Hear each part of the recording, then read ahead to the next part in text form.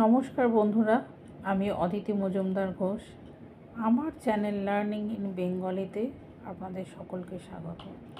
আজ আমি আলোচনা করব গণিতের কিছু বিষয় নিয়ে, যেটা জেনে রাখা আমাদের সকলের ভীষণভাবেই প্রয়োজন।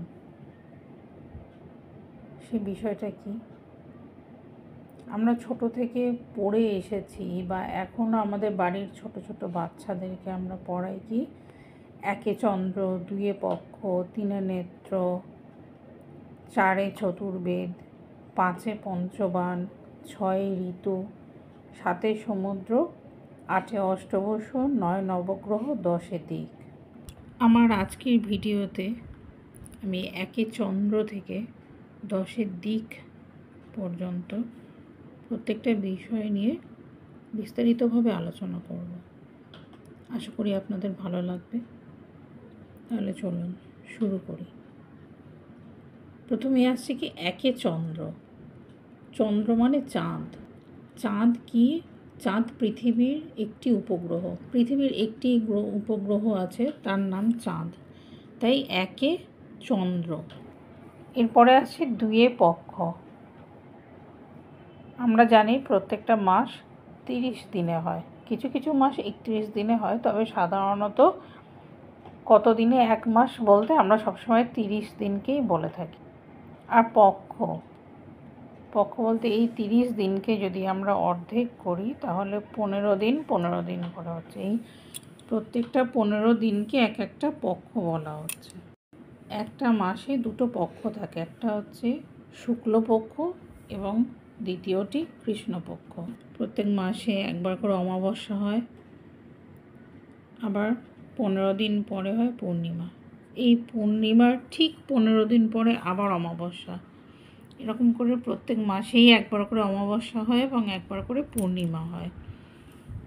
এই অমাবস্যা থেকে পূর্ণিমা পর্যন্ত যে 15 দিন, এই সময়কে বলা হয় শুক্লপক্ষ। আবার পূর্ণিমা থেকে অমাবস্যা পর্যন্ত যে 15 দিন, এই সময়কে বলা হয় কৃষ্ণপক্ষ। সেই হিসেবে পক্ষ হলো দুটো, কি কি? শুক্লপক্ষ এবং কৃষ্ণপক্ষ। এরপরে আসছে তিনে নেত্র। নেত্র মানে নয়ন, অর্থাৎ চোখ। আমাদের চোখ দুটো, সেটা আমরা সবসময় দেখতে পাই। আমারও চোখ দুটো, আপনাদেরও চোখ দুটো। তাহলে তৃতীয় নয়ন কোনটা? আমাদের হিন্দু ধর্মে তৃতীয় নয়ন বলতে বোঝায় আজ্ঞাচক্রকে। আজ্ঞাচক্র কোথায় থাকে? দুটো ভ্রুর মাঝখানে, সামান্য উপরে, ঠিক কপালের মাঝখানটাতে অবস্থিত বলে এটাকে মনে করা হয়। দেবদেবীর মূর্তিতে আমরা দেখতে পাই। অনেকে আবার এই তৃতীয় নয়নের প্রতিনিধি হিসাবে দুই ভ্রুর মাঝে তিলক কাটে।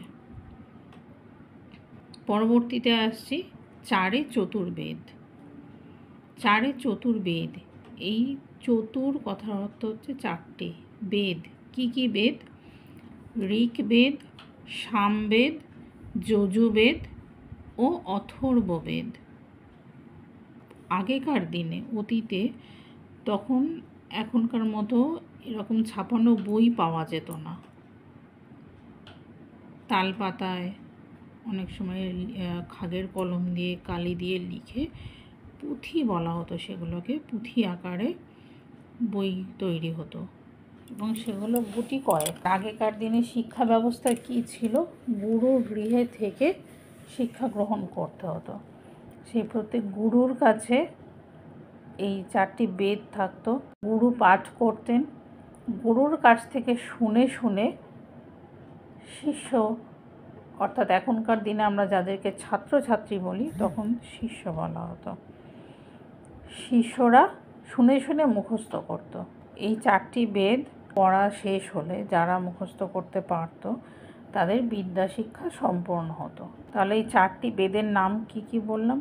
ঋক, সাম, যজু ও অথর্ব। এরপরে পঞ্চবান। পাঁচে পঞ্চবান। বান কথার অর্থ তীর। আগেকার দিনে শিকারের বা যুদ্ধের একমাত্র অস্ত্রই ছিল এই তীর বা বান। এই 5টি বান কি কি? পদ্ম, অশোক, আম্র, নবমল্লিকা ও রক্তোৎপল। এই 5টি বানের ব্যবহারকারীকে ভগবান মদনদেব।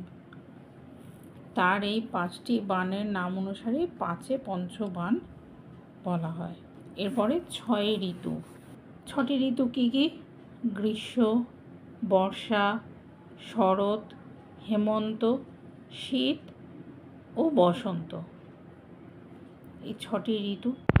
এরপরে 7 সমুদ্র। 7টি সমুদ্র। কি কি 7টি সমুদ্র?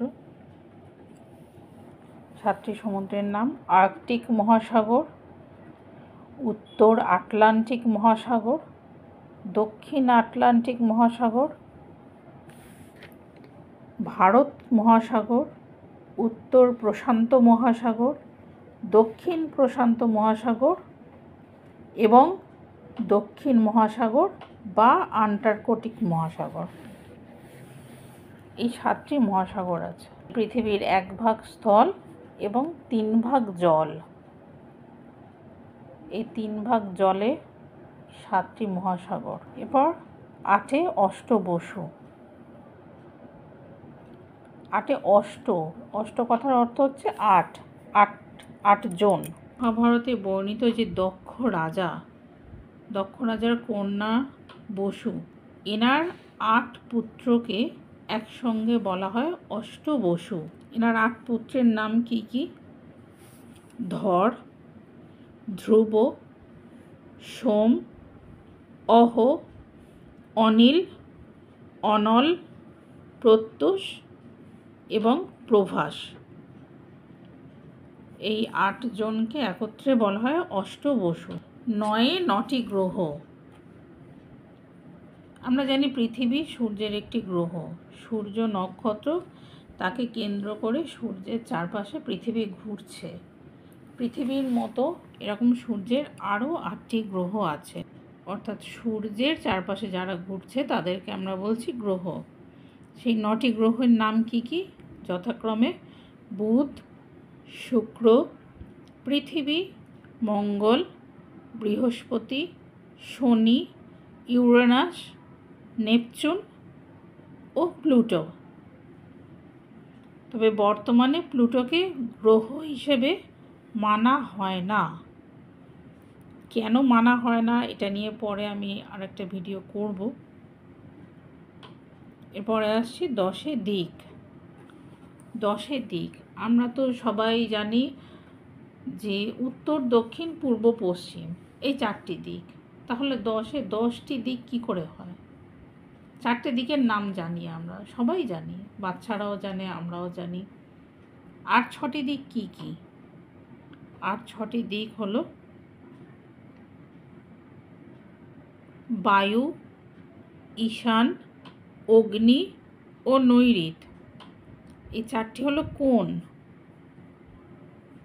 এবং ঊর্ধ্ব অর্থাৎ আকাশ এবং অধ অর্থাৎ তলদেশ বা পাতাল।